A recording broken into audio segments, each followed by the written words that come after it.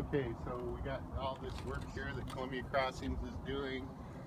Came to tore the dock up a month ago, and for some reason they decided to take screws out of the area of the dock here where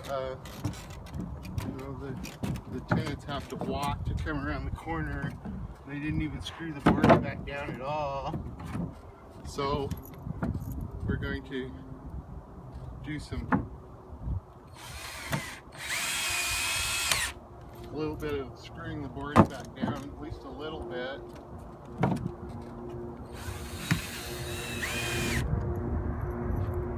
Okay.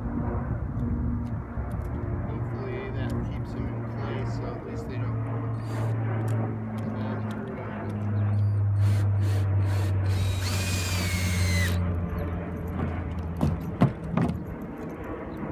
Okay.